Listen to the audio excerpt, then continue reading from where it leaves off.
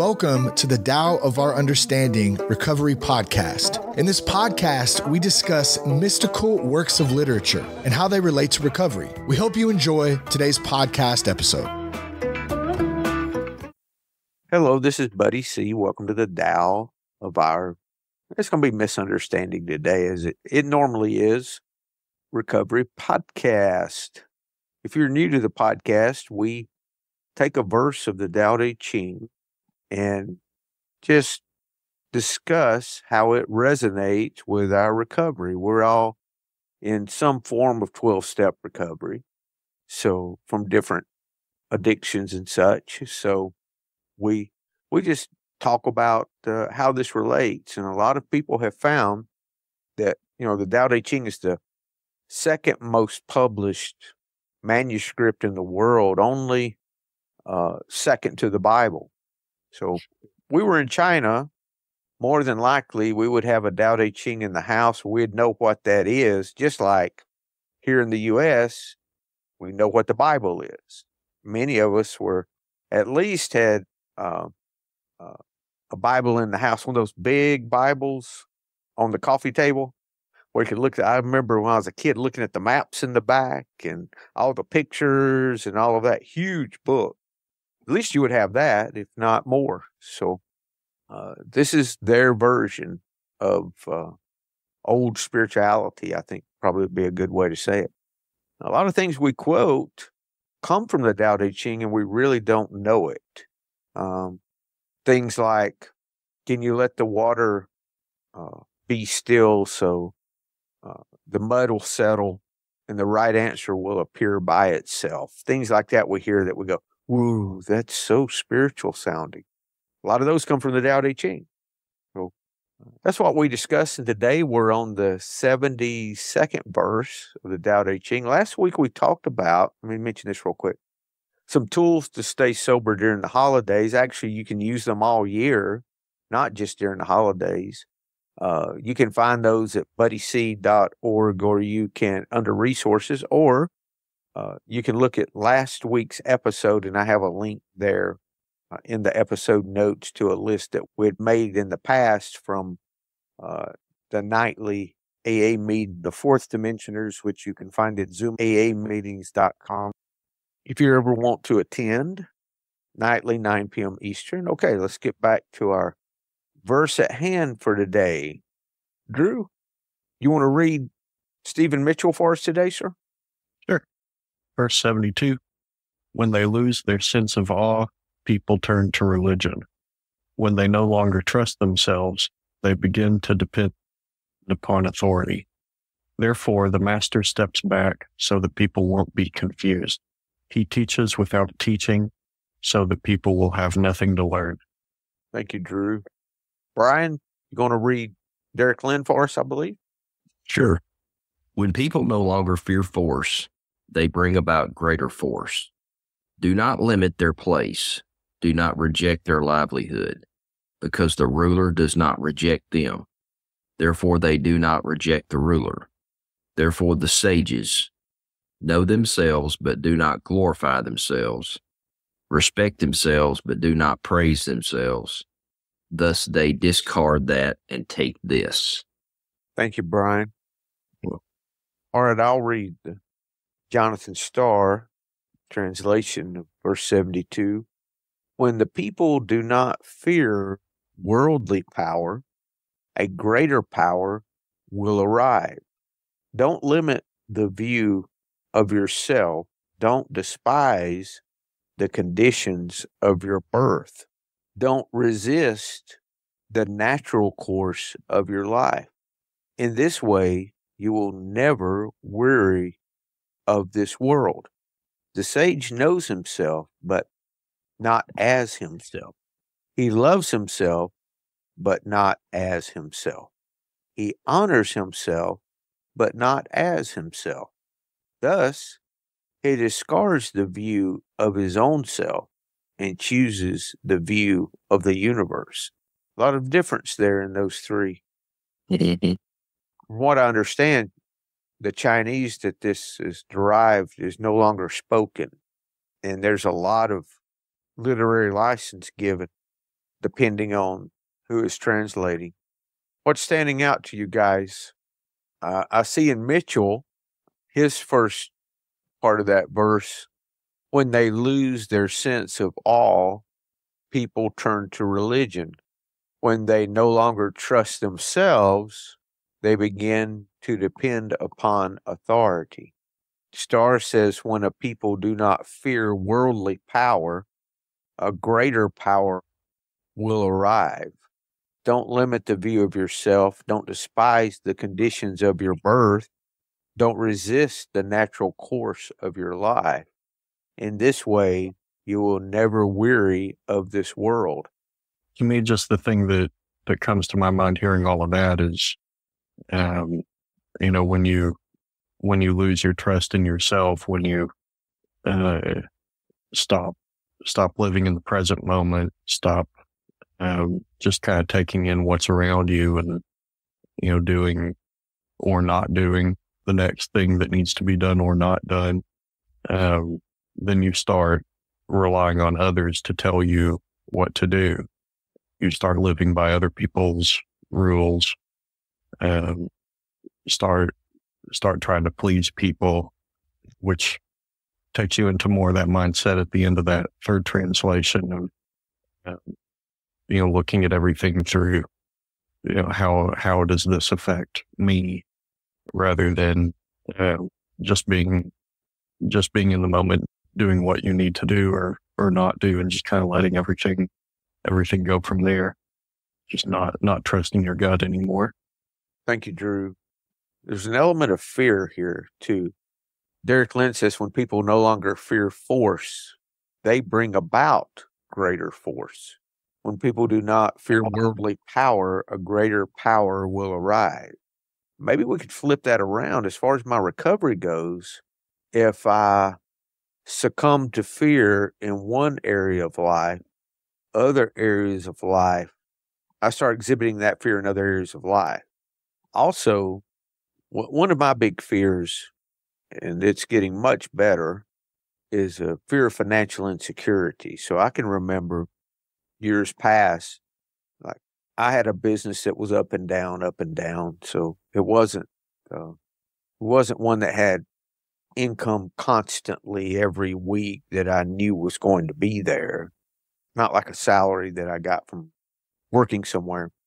I could have, 100,000 in the bank one week and, later on have nothing. It could be like back and forth. I remember one time I was going through a dry spell and didn't have a lot of money in the bank, and I was afraid I couldn't pay my bills. Then when the tide went the other way, which it always did, and I had a big surplus in the bank, then I was afraid I wouldn't, how can I hold on to this? The fear was still there. The fear didn't leave just because it seemed to be satisfied in that one instance. It just jumped. And if the fear, and I know from experience that if I start entertaining fear, more fear arrives. That grows the more I entertain the fear, the more I pacify the fear, more fear. That starts showing up in more areas of life, because the fear of financial insecurity could not only show up in my bank account, it could show up in, anytime I need to spend money or it could go into all kinds of different ways that I would be afraid of losing something that I had or not getting something I wanted. It's really that simple. Yeah, definitely. When I start entertaining fear, more fear shows up in more areas of my life. That's a great thing about the steps. The fourth step was when I really started uncovering the fears that drove my life. And then as I shared them with my sponsor in the fifth step, my sponsor helped me to apply the tools of 6 and 7 to surrender to those fears and not entertain them anymore, not push and resist them anymore. So just like I got my first taste of that with my surrender to alcohol, the craving left for me when I stopped fighting alcohol. stop pushing against it. I really don't, and I don't understand, and I doubt I ever will, how that really worked. It wasn't about willpower or learning more about my condition or any of those things. It happened when I just said, I can't do this anymore. I can't fight this. I'm done. Either this works or, I was going to find a way to kill myself. I was going to find a way to commit suicide that I would actually follow through with. I said, I can't do this anymore. That was my point of surrender, of laying down my tools. And once I did, that lifted and it's never returned. At that moment, it lifted. And it had everything to do with me stopping the fight. Doesn't mean I did nothing. When I stopped the fight, it stopped fighting with me, stopped pushing against me. Then I used the tools of the program, started learning how to deal with the reasons why I was drinking in the first place, which started with my fears. And then once I realized that every way I acted out was because of a fear. Every way I acted out was fear related. If I dug down deep enough. What do you think in 72 there that Starr used people turned to religion? Is that like a foxhole prayer? Is that what that could be talking about? Maybe. I don't know. If I ever read a commentary or listen to people talk about the Tao, I'm glad that we, now I'm going to attack them while I'm saying this, that we don't attack, that we're not, I don't think that our discussion is to say, you're wrong by doing this, you should do this. No, I think it's just pointing out the reasons why we do particular things. I think personally that every step is on the path. Every rabbit hole I went down, every mistake I made, every belief that I had that I don't hold at this moment has brought me to who I am today. So for me to say that I was wrong by believing this, or I was wrong by this or this, or that you were wrong by whatever, it's not my place. Because me comparing myself to you is not me comparing apples to apples, because we all have our own path. It may look like we're on the same path, but we're all on our own path, is the way I'm beginning to look at it. And all of our fears lead us in different directions so that, and then we can see what the fear is, and we say, oh, this is why. And we can continue the path up the mountain, so to speak, and the closer we get to the top, at the bottom, they can look very different depending on what side of the mountain you're on. But the closer you get, the more similar those paths look. Mm-hmm.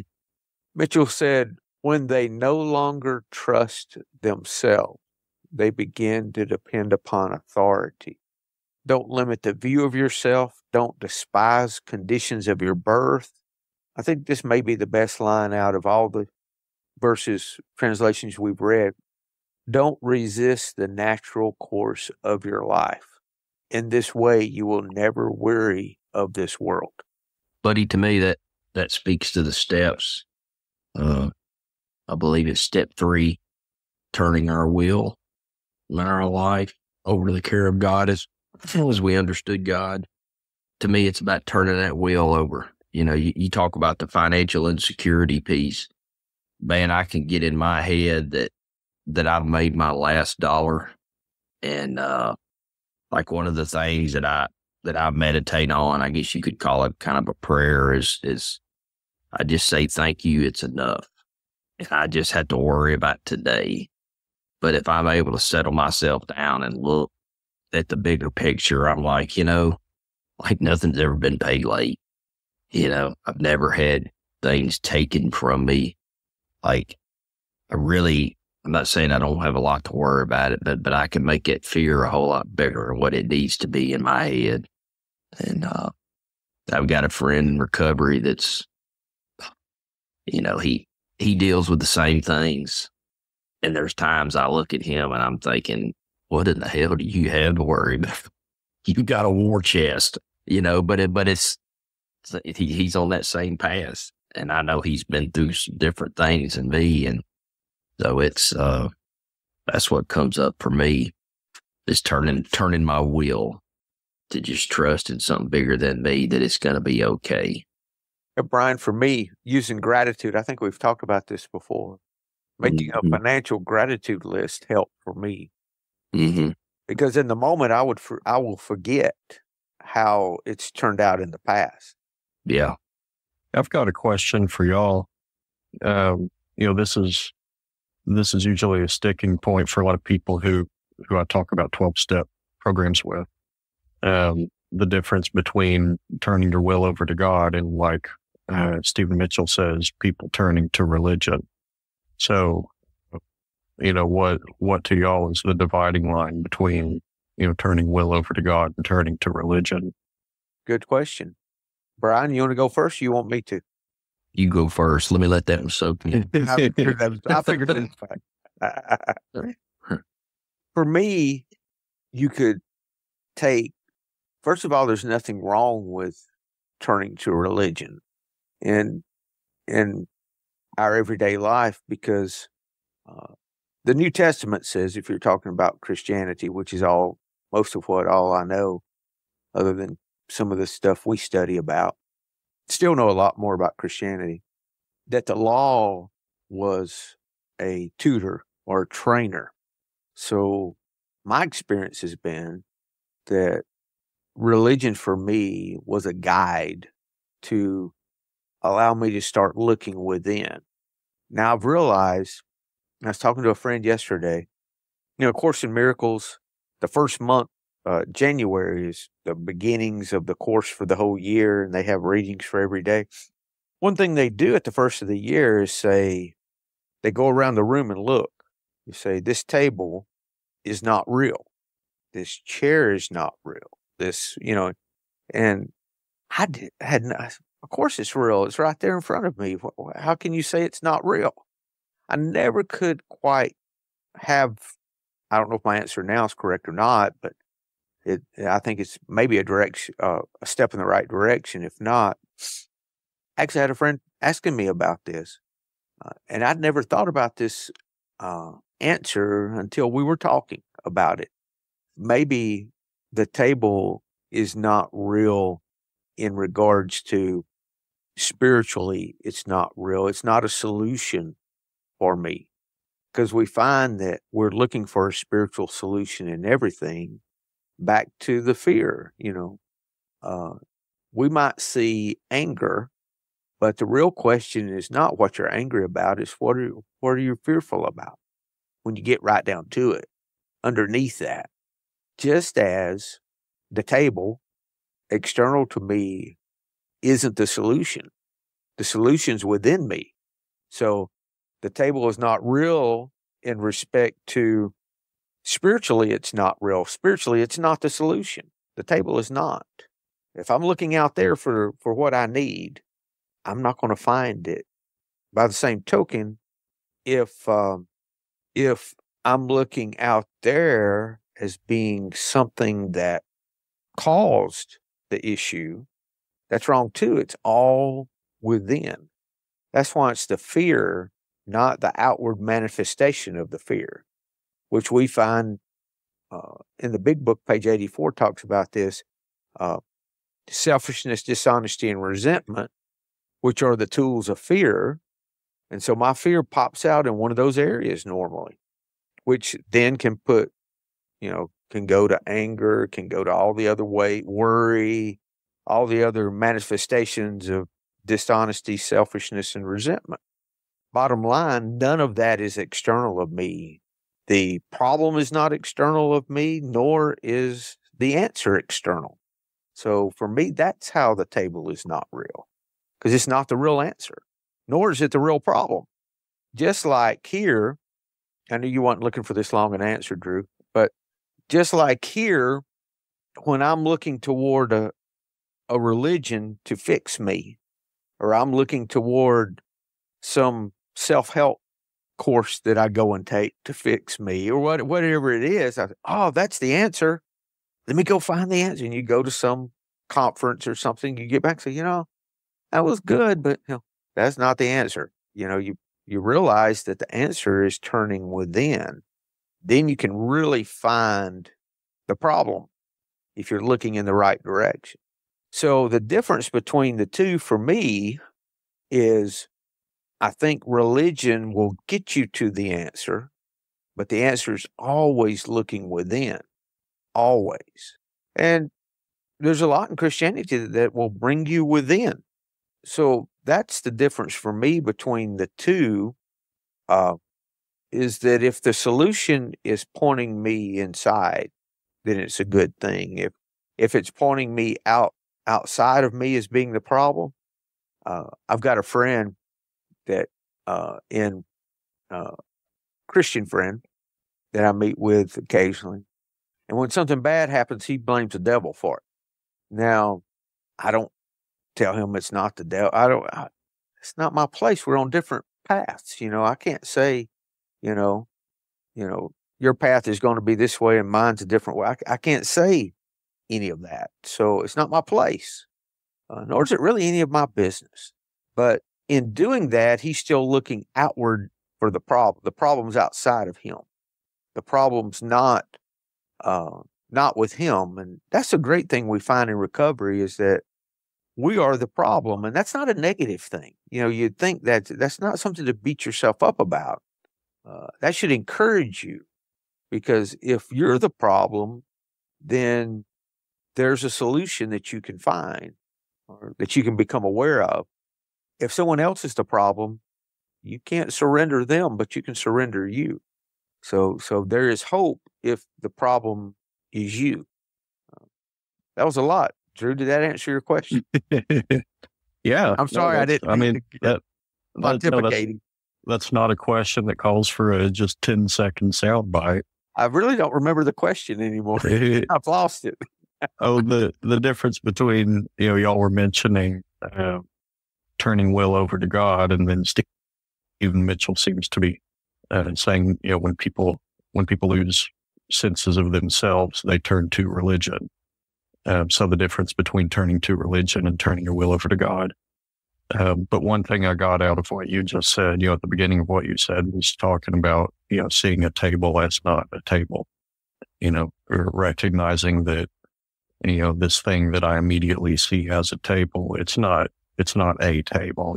A table doesn't exist. This is just a thing that I call a table.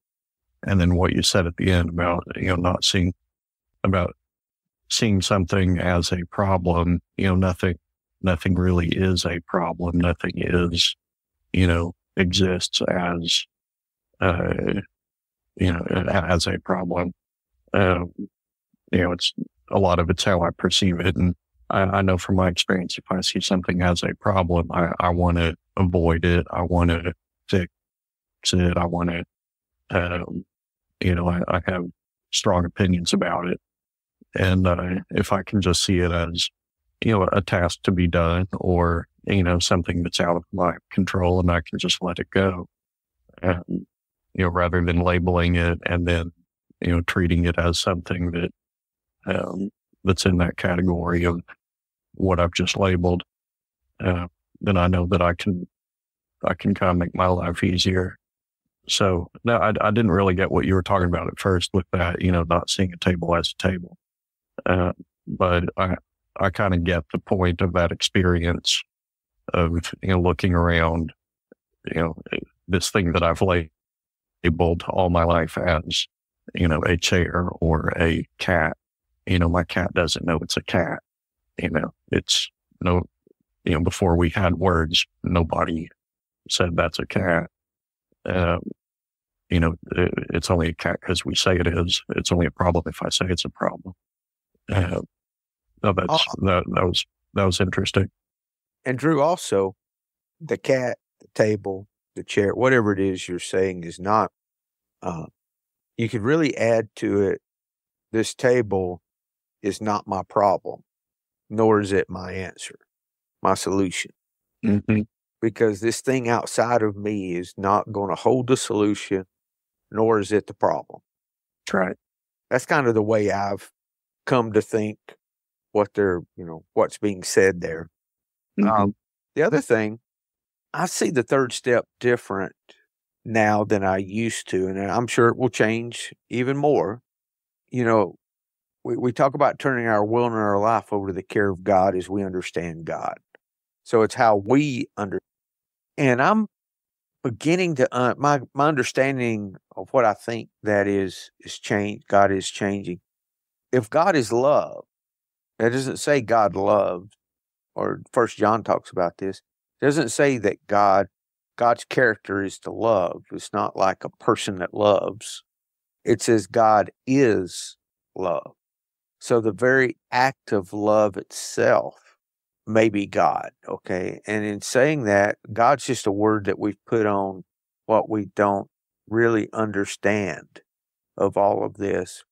And now I see that I change. I'm turning my will and my life really over to the care of compassion is what I'm doing. If I'm in a situation, let's say, Drew, I have a resentment against you. I don't, but let's say I did. So I can choose to either be resentful, which would entertain fear, or I can apply some of the tools, and the tools aren't so that I can pray to God and God miraculously changes me. That never worked for me. But what happens is the tools introduce compassion into my relationship with you. For example, page 552, pray for the person you resent. Even if you think it's empty words, even if you, don't think it'll work, even if you think you're wasting your time, do it. And you'll realize that you've come to mean it. And 552 says that it could take, that's in the 4th edition, that it could take, a couple of weeks. Personally, I've had it take longer than that. Then one day I realized I didn't resent the person anymore. Do what? That's what I'm thinking. You said it could take a couple of weeks. I'm going, OBS. But you start your morning every day with it, Brian. Yeah. You pray for that person the way, if I were to pray for myself, the way I would pray for me. Do I think that when I pray for Drew and I ask that he has a good day, I believe that, whatever it is that I want to pray good for Drew, do I think by me praying that Drew has a better day, or that something outside of me hears this prayer, then waves a hand and Drew has a better day? No, I don't think that. What I think happens is when I pray for Drew, I start changing. So even though I'm taking actions that would appear to benefit Drew, they really benefit me. They start changing me. He's starting to soften. Yes. And I think that's the turning your will and your life over to the care of love, you could say, or the care of compassion, ever how you wanted to say it. That's, for me, Drew, that's how that works. It's not that I pray to an entity outside of myself. That I personally think we're all part of the moment, the present moment, which I've come to believe more and more is God. But it doesn't matter what I believe. What matters for me is how much compassion am I living in this moment? How many moments of the day, and how my perfection is in living that in more moments of the day. So it doesn't matter what I believe. It doesn't matter what you believe. That's all a personal path. You can believe anything you want, and I wouldn't condemn it. And it's not for you to compare what you believe to what I believe or any of us. That's why we never have meetings about what our perception of God is. If you ever want to derail a meeting, I used to have a meeting that I tried to derail because it was such a good meeting. That's awful, but when I was early in sobriety, I said, how can I derail this meeting? It's so good. I want to see what I can do. There's only two topics I found that would derail it. One was your perception of a higher power. And everybody starts, yard sticking. That's your God. Well, let me tell you about mine. And they just all start, it starts becoming, that kind of thing. And the other was death. Stay away from those two topics and you're okay. Because most of the folks were older. It was a very mature meeting. It had a lot of long-term sobriety, so everybody was older. I was the youngest person in there. and I was in my 40s then. It's amazing how we're told that we need a higher power, that we must have a higher power is what we're told coming in. I personally don't think that's necessary at this point. It's just necessary that you start loving people. You make room for compassion in your life, and you will start changing no matter what you believe. For me, it's not dependent on what I think or believe. It's dependent on what I do. That's why the chapter in the big book's into action. It's not into believing. It's not into thinking. It's into action for that reason. Yeah, thank you for that question, Drew. Brian, have you had enough time to come up with an answer? Buddy, you need me to talk more? I need to talk more. I can. Just go, buddy. Keep going. Well, we're out of time, Brian. Maybe next week. No, yeah, let me jot down some notes and I'll bring them next week. For me, it comes down to acceptance and surrender. And I am not, I know that Brian creates messes in Brian's life. And, for me, I've been in recovery probably close to 15 years. And when I came in, I was fresh off. I was in a really rigid, I grew up in a really rigid form of religion. And it was, if you're not good enough, you're going to hell. You're going to burn. And the Baptists across the street, they're going to burn because they're Baptists. And, it was they would refer to themselves as the church. And, so saying all that, I grew up that way. And then, I went through a period where, I was sued by a close family member who I went to church with, and the attorney I also went to church with, and then essentially abandoned by the church, and so that left me angry as hell, and that left me saying that I was going to do this shit myself, come hell or high water. And so saying all that, man, I had to get to a point of just let go and just realize that I am freaking whipped and I can't do this on my own. And so, it was a hard effing realization. And I can still pick that stick up and want to fight, but I don't today, or I try not to.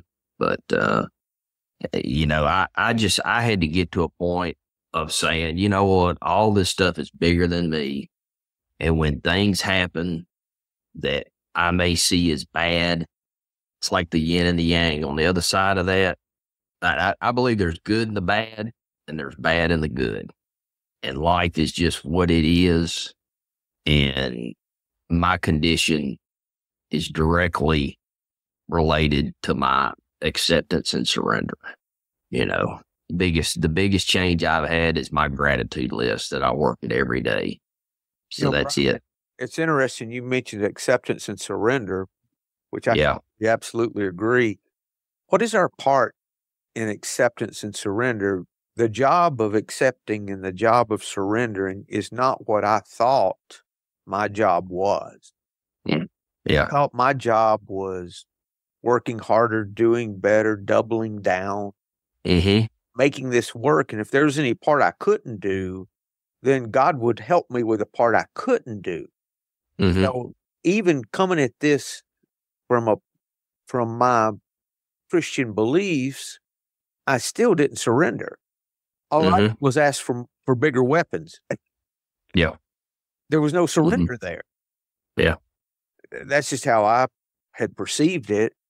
Just a total shift, really. That's why I think the Tao Te Ching works so well for us, is because it is about letting go. Yeah. I had a situation last week that I don't want to go into details because I did this anonymously, but I was able to provide essentially some warm items for some homeless folks. And man, at first I was looking at the total, and it wasn't a whole ton of money, but I was like, man, like here I am, my cash flow's tight, and sat there and thought about it for a little bit, and I was like, you know what, Brian, like now's time for you to practice what you preach, and follow through with this, and I knew deep down it would be okay, but it was wanting me to. I was wanting to pick up my tools and start controlling, and yeah, it's a journey every day. Do y'all have the Salvation Army buckets out in front of with people out ringing the bell? Places we have here. Okay, during the holidays. Yeah. Y'all have that, Drew? Does that happen where you're at? Yeah, it does. Okay. Listen to this. This is what you're talking about, Brian. I usually drop 100 somewhere during the holidays. And I thought, maybe I hate to walk by one and not put anything in because they're going to think I don't care. So maybe I just need to get 10s and just drop a 10 every time I go by. And I felt really proud when I dropped 100, in one of those. And I finally said, best thing for me to do, you just send them $100 online and pass by every one of them. Mm-hmm. Because I could tell my ego was so involved in, I'm dropping 100. How many people dropped 100 today? I bet that's the only 100 they're going to find. All my ego and head stuff just gets involved in that. So I said, no, I need to walk by every one of them and not put in $1. And if I want to give something, do it online to where, well, now people will know about it. But in that way that that people pleasing thing that I have, I won't entertain that because that's what I'm doing when I walk by and I want to make. I mean, I crump it up real small, do a humble, But you like that, Drew? Yeah. I don't pull out the 100 and wave it around and then fold it up here and keep the 100 on the outside, and then drop it slowly, Make sure you're looking and say, hey, you see that? It's $100. But I don't do that. But yet I'm still so concerned. So concerned. Yeah. It's always a challenge for me, Brian, not to get, maybe one day that'll pass. I don't know. It has in other ways. But I get that. This guy that I deal with at this church, they have a little ministry there that I attend a meeting there, and I know that this guy was homeless at one time, and and I've dropped stuff off and said, hey, keep this between us, and but there still is that, I really try to keep my ego in check. And I always appreciate when I see things that, different, any kind of charitable deal. And I always appreciate when I see the word anonymous up there. He plays tennis at a big tennis center in Memphis, and a couple sections of the building, they got people's names plastered up there. And these letters are 3 feet tall. And you can go inside, and there's a plaque in there, and there's always an anonymous. And I always appreciate that. I'm like, if I was going to write a big check, I'd tell them to put anonymous up the wall. Yeah, I've got a podcast that I've supported it more so in the past, and they give the names at the end of the podcast of who all supported. I said, leave my name out. I don't need it. I don't need my name in this podcast as recognition for giving. So he would leave my name out. Yeah. And in North Texas, we have in September, it's called North Texas Giving Day. And all the nonprofits, they match up with big donors, and the big donors will match donations given by, people like me. So a lot of us, we kind of save our donations for that day, because if I give $100, any other time of the year, the organization gets 100. But if I give it that day, they get 200. So it's, more bang for your buck. And whenever you donate, you can choose, and all the donations are listed on a website showing running tallies and everything. You can choose to be anonymous on the website, but the organization knows your name, or you can choose to be anonymous on the website and to the organization. And for some reason, I always choose to be anonymous on the website, but not to the organization. I want the organization to know I gave the money, but not the general public. So I don't know why. I could probably spend a while talking with my therapist about that. Oh, I know why. I think I know why. Yeah, let's hear it. Just say it's for tax purposes, Drew. Right. So it's the same reason I don't like walking by a kettle and not put something in it. Right.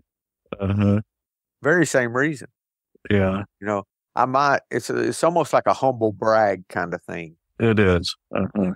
Yeah. I don't know. That's if it were me, that would be the reason. So I don't really know your reason, but if it were me, I don't want the general public to know, but it's still my ego popping out. Yeah. Yeah. I want the people who run these organizations to know, who's giving the money. Yeah, but yeah, I am humble enough to where I don't want, credit from just people who scroll through the website to see who's been given the money. That's something I need to work on. Can I, next time this comes around, can I be totally anonymous? Can I give the money to the organization where they don't know who gave it? That'll be kind of tough for me to do. Thank you, Drew. Our ego will hang around as long as we keep entertaining it. Our fears too, our fears, the ego's a result of the fears that we still have, or it is for me. Mm-hmm. And I'm feeding my ego in two ways by doing that. Part of my ego loves being anonymous to the public, but part of my ego loves knowing that the organization knows that I gave the money, having my cake and eating it too. Yeah, I'm that way, Drew. I'm one of those that would like to, stay in the back and listen to everyone talk about how great I am, and they not know that it was me. That kind of, that's a twisted, but that's still ego for me. Okay. Still ego. I had a situation yesterday that I used to not be able to take compliments very well. And, you come at me with a compliment and my return would be, well, this right here, you didn't notice this or you didn't notice that. So I spoke to brisket yesterday, a couple of days ago, and took it for Thanksgiving.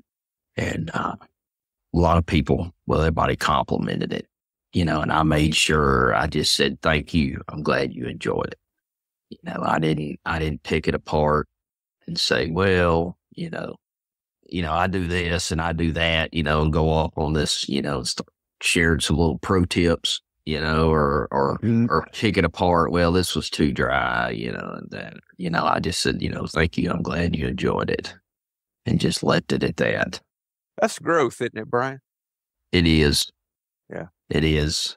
It's that say it. Yeah. Thank you. I'm okay where I am, not, well, I appreciate it, Yeah, turning down a compliment, I've learned over the years, isn't really being humble. It's kind of rude to the person who gave you the compliment. Mm-hmm. There's a guy I hate playing pickleball with because whenever I compliment his shot, he always says, "Oh, it was lucky. It should have gone out," or "Well, I was actually aiming over there." Blind hog finds a nut every now and then. Cannot take a compliment and turns it into just, "Oh, I'm awful. It's just no fun. Take a compliment. Sounds like me. How about this? Go ahead. I'm sorry. I just going to say there's another Eeyore out there that's around some of my circles. That's my recovery circle. That's my nickname. Was my sponsor years ago. He was like, "You have got this inner Eeyore that you are so hard on yourself," and he's just shaking his head, and so thankfully I'm not that way anymore. Find a cloud in front of every silver lining. Yeah. I've actually got a Eeyore onesie hanging in my closet that they gave me for my Please birthday wear that one next year. week. Yeah, they actually passed the pot at the meeting and gave it to me. This is like years later, so yeah, who knows? Maybe I'll show up one of these days with Don't say you did. Okay, buddy. Don't despise the conditions of your birth. That's what we're talking about too, is can we accept ourselves as we are and not continually try to be something we're not? That's what my fear does. My fear tells me I'm not adequate as I am. My fear tells me that if you only had, or if you only blank, you fill that in with anything that you want to fill it in with. Instead, can I accept myself as I am right now in this moment? Back to that acceptance and surrender, right, Brian? Mhm. And then not to resist the natural course of your life. I'm starting to accept my age. I just turned 59, and I'm starting to accept that I'm 59 years old. I always thought I was still in my early 40s, I think. I never really accepted my age. And that's been difficult. That's a difficult thing for me for whatever reason. A lot of ego and pride, I think, with that. But that's part of this journey, is that we learn to accept things as they are, like finding what you're good at as a vocation and just do it, not try to be something you're not because you think that will do whatever for you that you think you don't have. And then the last line in Jonathan Starr says, he the sage discards the view of his own self and chooses the view of the universe. In other words, this is exactly what we've been talking about, that when we can't accept a compliment, we're viewing ourselves differently. We're not seeing ourselves as we really are, or this is as the view of the universe, which we could, I think, switch that around a little to be, how does compassion see me in this moment? How can I be helpful in this moment? Even take it down to easier words. How can I be of service? Yes, how can I be of service? And it doesn't have to be AA related or something super spiritual, or giving money to Africa, starving children, which is okay, but that's not, I think he's talking about more so, what are we doing in this moment to be helpful wherever we are, whatever we're doing? If we just keep it there, then all those other things fall into place. Right now, Brian, I'm being helpful by accepting a compliment and not defending or degrading myself. That's seeing myself differently. That's seeing myself through a lens of fear. That's what it's doing. Mm-hmm. Can I drop that lens of fear and see myself through a lens of compassion, maybe? Because, we learned the Tao Te Ching is the book, the path of the book of virtue, is how Te, virtue, is the way that we would translate that, which makes sense because that's what we learn in recovery, that nothing works so much to immune us against a drink as working with another alcoholic. It works when other activities fail. That's virtue. That's looking out. That's doing for others in a helpful way and not focusing on ourselves. That's how I surrender, is by thinking of you rather than just thinking about me all the time. How about the last part of 72 in Stephen Mitchell? Therefore, the master steps back so that people won't be confused. He teaches without teaching so that people will have nothing to learn. He teaches without teaching. Yeah, that's where the phrase "actions speak louder than words" pops to my mind. Yeah, exactly. Yeah, that's good. I hadn't thought about that. Thank you, Drew. Mm-hmm. It'd be attraction, not promotion. Mm-hmm. In reality, there's nothing to learn. Mm-hmm. That's the table. And I know in my life, speaking of how this relates to recovery, I know that people who have problems with alcohol, who have started questioning the relationship with it when they watched me live a satisfying life without using any substances. That's the best teaching that I've given to them, is not intentionally teaching anything, not talking to them about, about how they, need to cut back or anything like that. But, just living my life and, in a satisfying way without substances helps them see that it's possible. And so that's kind of my teaching without teaching, is living, living life by doing the next right thing. People see that it's, that it's working for me, and they get curious about if it can work for them. Thank you, Drew.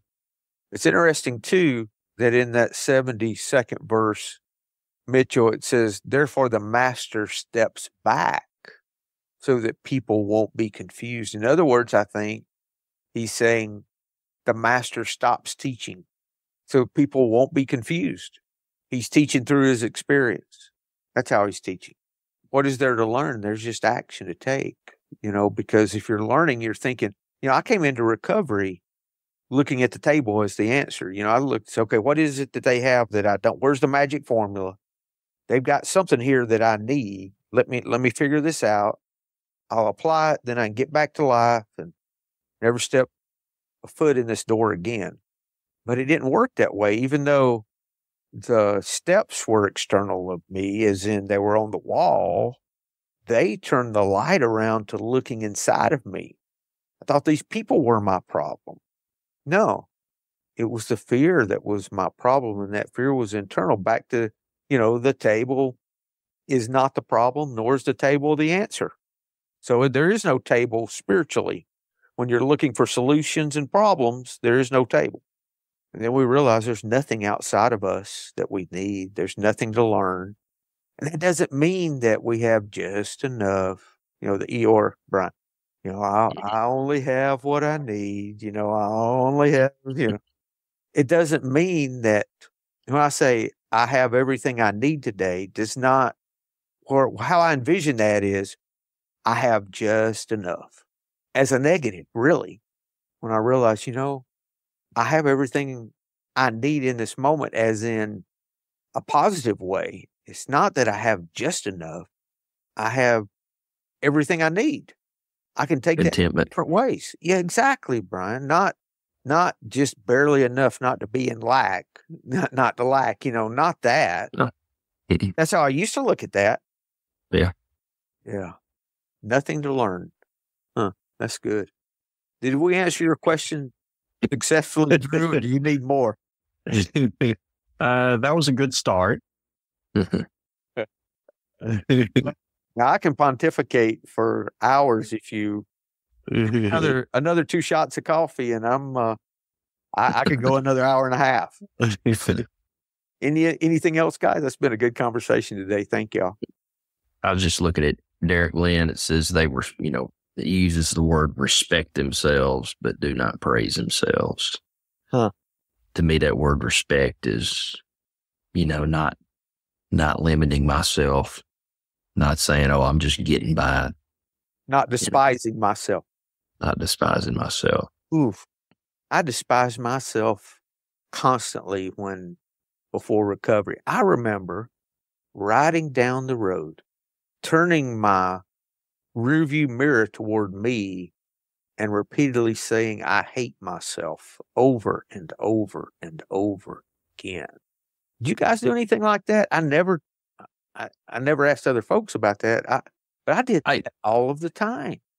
I used to have a hard time looking at myself in the mirror. Yeah.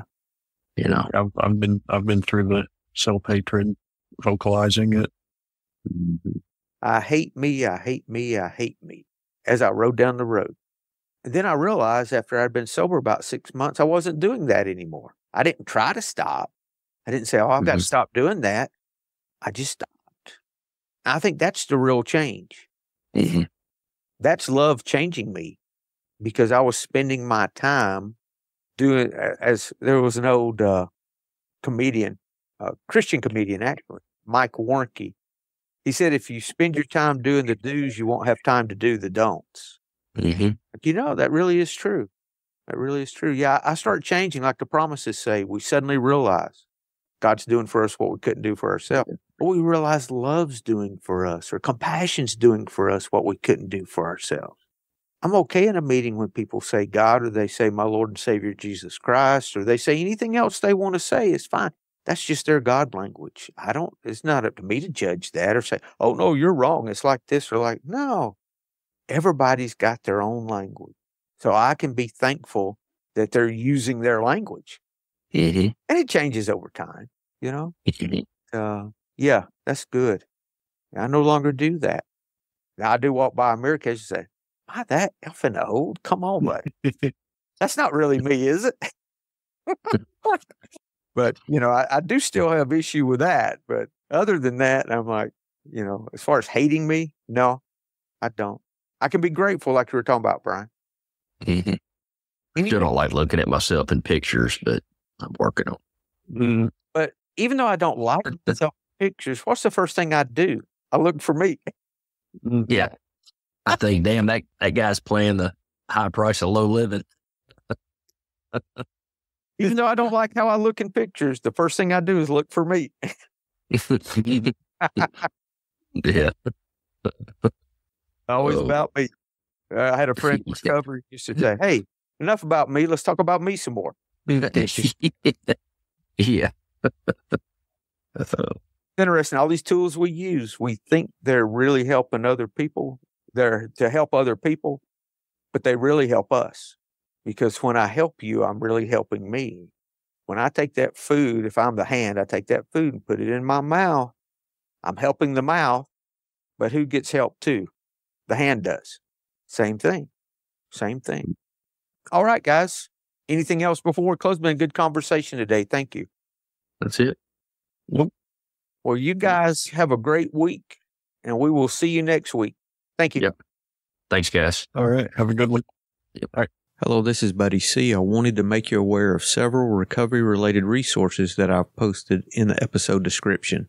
These resources include a list of recovery podcasts, a free sober meditation app, daily recovery email, shared Google recovery calendars. Hope you put some of these resources to use and have a great week. Thank you for listening to the Tao of Our Understanding Recovery Podcast. If you enjoyed this episode, please share it with your friends in recovery.